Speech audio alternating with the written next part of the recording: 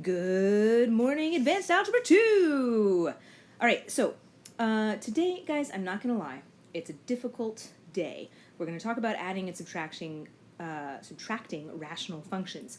You should be pretty good already at adding and subtracting fractions. This is what your homework was about the other night. So hopefully you're feeling at least pretty okay with that. So back in third grade, when you add fractions, remember what you need to find, is the famous least common denominator. Pardon my handwriting, it's terrible. I'm going to abbreviate denominator with den, just because that's a long word. Least common denominator, aka the LCD. So, in order to find this, there are many different ways to do this. Some people just like to do it in their head. Some people like to multiply the 42 and the 12 together. The way that I have learned how to do it that I like is by creating a quick factor tree for each denominator. So 42 is 6 and 7. 6 breaks down to 2 times 3. So there are my prime factors, 2 times 3 times 7. That gets me to 42. And then 12 breaks down to 3 times 4, and then 4 is 2 times 2. So bring down that 3. My factors for 12 are 3, 2, and 2. And then going through that list, factors of 42, factors of 12, and crossing off common factors that they share. So there's a 3 here, there's a 3 there. Done. There's a 2 here, there's a 2 here. So the only factors that they don't share are this 7 and this 2. So if I think about the least common denominator, it's going to be the 2 factors that they share as well as the 2 factors that they don't share. So if I multiply all of those things together, I will get the least common denominator, which in this case, if you multiply all those together, you get the grand old number of 84. So that means I need to get my numbers to 84. So this is actually pretty easy to do once you've made this little factor tree. What is the only factor missing from 42? I have 2, 3, and 7. What do I not have for 42? Anybody? Anybody? You were correct. I don't have this 2 right here. So what I'm going to do is I'm going to multiply 42 by 2. And since I'm multiplying the bottom by 42, in order to keep things balanced, I'm also going to multiply the top by 42. Or sorry, not by 42. Oh, golly. Just by 2. This is just a form of 1, right? 2 over 2 is 1. So I'm not changing the value of the fraction. I'm just changing how you write it. So likewise, over there on 12, 12 already has the factors 3, 2, and 2. What factor is it missing? This one right here, the 7. So what I'm going to do is I'm going to multiply the 12 times 7, which means I also have to multiply that top by 7. So doing all this fabulous multiplication, I get 10 over 84 plus 49 over 84. And y'all, 10 84ths plus 49 84ths, how many 84ths is that all together? It is 59 84ths. Donezo. You always want to check and see if you can reduce. I can't reduce that, so I am done. So now, let's take a look at high school style. So here in high school, and by the way, guys, if you want to have these already written down, these are the notes that are on the website. So I'm kind of working through those. I'm not going to do all the problems, but a few of them at least. So here in high school, it is the same exact idea. We are trying to get common denominators so we can add the numerators together. So number 1, it's 3 over 7x plus 1 over 7x. Same exact concept. I have common denominators, so I don't need to do anything. I can just say, hey, if I have 3 7x's and 1 7x's, how many 7x's do I have altogether? That's difficult to say. You're right, I have 4 7x's. And that's my final answer. That's it. That's all you got to do. So same general idea, we're just adding letters in. This next one down here, look at the denominators, x plus 2, x plus 2. They are the same. So that means I don't need to do anything. I just need to add the top. So 4 over x plus 2 plus 2x over x plus 2, that is 2x plus 4 over x plus 2. Please note that I put the term with the variable out front, as is proper. Now, guys, if you attention and being a good mathematician, you might note to yourself, hey, something's going on with this right here. 2x plus 4? I can factor a 2 out of that. If you said that, huzzah, you are correct. So go ahead and take a 2 out of there. That'll turn into 2 over x plus 2, which means, do you see what's about to happen? Boom, boom! I can cross that out because I have 2 times x plus 2 over x plus 2.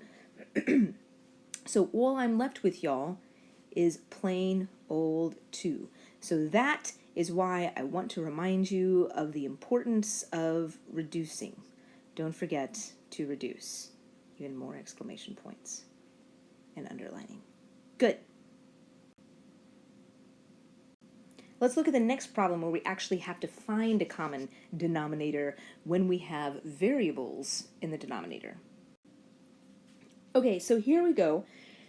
We have variables in the denominator, and the denominators are not the same. So we need to make them the same. So here we go. Let's factor this out. 4 times x is just 4 times x. That was easy. Good.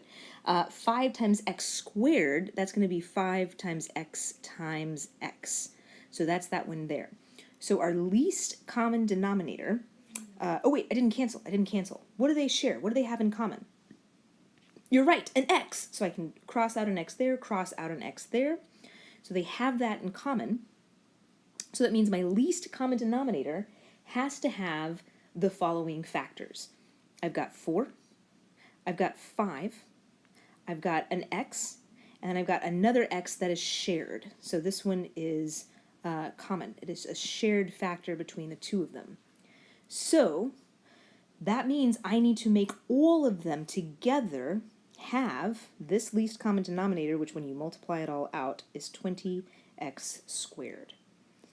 Okay, so let's look at the 4x. What is the 4x missing? The 4x has a 4, and it has an x, which means all it's missing is a 5 and an x. So I'm going to multiply this guy times 5x, and since I did that to the bottom, I have to do it to the top as well. Now let's look over the 5x squared. What is a 5x squared missing? The 5x squared has a 5 and 2 x's. What part of the least common denominator is it missing? It's missing the 4. So I need to bring that up and multiply that times 4, which means the top gets multiplied by 4 as well. So let's do some fancy multiplication. 5 times 5x is, anyone? Anyone? Good, 25x. 4x times 5x is, Shazam, you're so good, 20x squared. I really hope you're saying the answers out loud because I think that would be funny if everybody was like saying answers out loud to themselves while you're listening to this. But you know, you do you. Okay, 7 times 4 is 28. Good, good. And then 5x squared times 4, huzzah, is 20x squared. So now we have common denominators, Shazam. So we can add the top together. That's going to be 25x plus 28 over 20x squared. Y'all, I can't do any factoring out of that, which means I can't reduce it, so I have my final answer. Awesome. Any questions? If you have questions, here's what I'll say. Pause it, talk to the sub, because the sub knows math, which is very exciting. So if you have questions, pause this right now, raise your hand, talk to the sub, talk to your neighbors around you, and see if you can figure this out. Okay, I am moving on to the next page. Here we go. Okay, here we are on number 4. Now, y'all, I totally forgot to say the daily mantra. You should, at some point today, stop the class and say the daily mantra. I don't mind. I think it's good for morale. I think you should do it. Just, you have my blessing. Okay. All right, so here we go. When we look at these denominators, I can't factor this guy, so I'm just going to write that the factor is x plus 4. The factors over here for 2x are just 2 times x. So that means my least common denominator, because they do not share any factors, hold the phone. If you are about to cross out the x's, you can't do that. And why can't you cross out the x's? Why can't you say that this x here and this x here are common factors? You cannot do that because you have an addition sign right here. And that addition sign, y'all, remember we talked about that means the x and the 4 are married, so we can't cancel that out. We can't split them up. Okay, so don't cross those out. My factors are going to be x plus 4, and then 2 and x. So let's look at what we need to do. The x plus 4, this guy, what factor is it missing? It is missing the 2x. So that means I need to multiply this times 2x. I need to multiply the top also times 2x. Let's look at the factor over yonder, 2x right here. What is that missing? It is missing the x plus 4. So that means I need to multiply this times x plus 4 and multiply this times x plus 4. Okay, let's get to multiplying because we got a lot going on. So I have 2x times x minus 3 over 2x times x plus 4. And I know your instinct is like, oh, I should cancel those 2x's out. Hold on. Don't do anything. We're trying to get to common denominators, so don't cancel it out. Those are supposed to be like that. Don't cancel it out. And then the next one, I'm just going to write this all out. I've got x minus 2 over x plus 4 divided by 2x times x plus 4. Again, don't cancel those out. We're in the process. So what we need to do is we need to distribute. We need to do some fancy multiplication. Up here, the 2x is going to go to the x, and then the 2x is also going to go to the negative 3. I don't know why I've got like a coffee talk vibe going on, but I kind of like it. So 2x squared minus 6x, that's happening on top. And I'm actually going to leave the bottom factored, y'all. And the reason I'm going to do that is because it's going to make it easier later if I can do some reducing, if I can cancel out factors. I want to leave the bottom already factored out. So I'm going to stay right there. And then over here, what do I need to do to the x minus 2 and the x plus 4 to multiply that out? I'll give you a hint. It starts with F and it ends with oil. Anyone? Anyone? Good. Foil. We are going to foil this puppy. So remember, FOIL stands for first, outer, inner, last. And that is our trick to remembering how to multiply binomials. So x times x is x squared. That was that. And then x times 4 is 4x minus 2x is going to be plus 2x. And then negative 2 times 4 is going to be negative 8. And all of that stays over my factored denominator like so. Okay, so now we have common denominators, so I can actually go ahead and add the numerators. On the notes online, I have all of these steps listed out. So I just finished step number 3. I multiplied out the numerators by distributing, and FOIL, and now I'm going to add the numerators together. So let's think about our like terms. I have 2x squared and 1x squared, so that gives me 3x squared. I have negative 6x and positive 2x, which I believe gives me negative 4x. And I have that negative 8 hanging out by itself, so it's going to stay like that all over my factored denominator. Okay, now what you want to do is see if you can reduce this. And the thing is, I can't reduce the top part of this, the numerator. It is not factorable. You can try factoring by grouping. I did. It doesn't work. If you really want to go gangbusters, you can plug it into the quadratic formula, and you will see that you're going to get some funky numbers that will not serve to cancel out. But I'm going to go ahead and say this doesn't factor, so I can't reduce. So that means that this is my final answer. Okay, if you have questions, again, I want you to pause this, and I want you to talk to your neighbors at your table or raise your hand and ask the substitute, who is very excited about math as well. On the next page, I am actually going to, let's see, I think I'm going to go ahead and skip ahead to number 6, and that's going to be the last one that I do for this video. So go ahead and get to the notes, copy down number 5, see if you have any questions, and then scoot on over to number 6, and that's where I'm going to be starting on the next slide. All right, guys, gals, and non-binary pals, we are just rocking and rolling through this. So I'm on number 6 here. And I'm doing this one because, it looks like in the numerator here on the first term, I can't factor that out, but you can find the factors by using, they're two binomials. So when you do that, you get it's x plus 4 times x plus 2. Hot dog. And then this one over here, the one factor is x plus 2. That's a, plus sign. So when I'm trying to find my least common denominator, I'm going to look up there and I'm going to say, okay, let's see. Oh, x plus 2 and x plus 2, that's a common denominator. A common factor in the denominators. So that's one of my factors. And then the other factor that I need is x plus 4. So in thinking about that, looking at the first thing, do I need to multiply that first term by anything?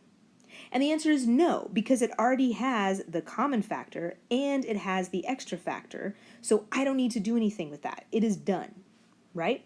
Looking at the second term, what is the second term missing? The second term is missing x plus 4. So what I need to do is I need to get up here and multiply both the top and the bottom by x plus 4. So let's do that real quick. I wrote too big. So I'm going to write a little smaller. So that's x squared plus 6x. Nope. Actually, I'm going to keep this. Sorry, I'm erasing. I'm going to keep the bottom factored out, again, because it's going to be easier if I can reduce later on. So x plus 2 minus x plus 1 times x plus 4 over x plus 4x plus 2. Again, my handwriting is just atrocious tonight. I so apologize. So let's go ahead and multiply out the numerators with FOIL.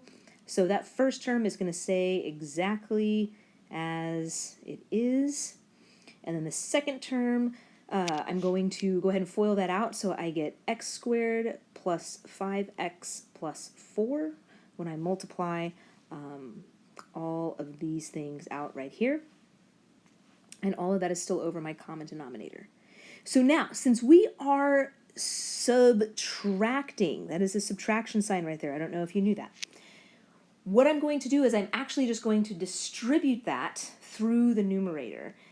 Keep in mind, the subtraction sign only goes to the numerator. It cannot go to both the numerator and the denominator, because if you think about that, y'all, that would be a negative divided by a negative, which would mean that it was actually a positive. And this is not a plus sign, not a positive sign. It is a negative. So what I'm going to do is I'm going to roll through here. I'm going to distribute that negative out through all of these things. So I'm going to change that to a plus. That's going to be a negative. That's going to be a negative. That's going to be a negative. So I changed that to a plus because I've already distributed it out. So that negative sign is now a part of that numerator right there. So now I'm going to go ahead and combine like terms on the top. I'm going to pull that negative x squared rather, out front, since that's where the squared should be, since it's got the highest exponent. And then I've got, think about combining like terms. So I've got the x and then the negative 5x. And when I put those together, I get a negative 4x. And then I have that minus 4 hanging out on the end, and all of that still is over my fancy factored denominator. Okay, guys, technically this is a solution to the problem. If you stop here, you can get a 3 on the test. If you want to move forward to get a 4, to get highly proficient, what I would want you to do is to factor out the denominator and see if you can reduce. But if you feel like you can't do that, you can still earn a 3 by getting this far. So if you wanted to factor, what we always want to do is if there's a negative in front of that leading term, we want to get that negative out of there. So I'm actually going to go over here. So I can factor out that negative and I get x squared plus 4x plus 4 like so. And the question is now, can I factor out this part right here? And the answer is, you bet your boots I can. So this now turns into x plus 2 times x plus 2, don't forget that negative 1, over x plus 4 times x plus 2. Do you see anything you can reduce? Because I do. Shapopo! Those x plus 2's are out of there. So what I am left with is negative 1 times x plus 2 all over x plus 4. If you wanted to distribute that negative, you could totally do that. So you could also write negative x minus 2 over x plus 4, or on the notes, I think I have the negative out in front. That's also fine. So this answer, one of these answers, would earn you a 4 on the test. Okay? Okay. Y'all, I know you might have questions. Like I said, if you do, talk to your neighbors, see if you can work it out with them. I'm going to stop here. I'm not going to do any more examples on the video because I think I've explained to the extent that I can, and I don't want you to just be sitting here listening to me talk, although I know you love it. So ask questions. When you're done with this, go ahead, make sure you get all the notes copied down from that website on Canvas, and then get the homework worksheet from the sub and start working on that. Please, please, please feel free to work with each other, ask each other questions, and remember on the worksheet, I should say this out loud, it is odds only. So don't see all those and freak out. Only do the odds, please and thank you. Okay, y'all have a great weekend. I miss not seeing you today. And I hope that, I hope that you think about math a little bit this weekend while you're doing your homework. It's going to be delightful. I will see y'all on Monday, and Shazam, you're good at math. Don't forget. Okay, bye.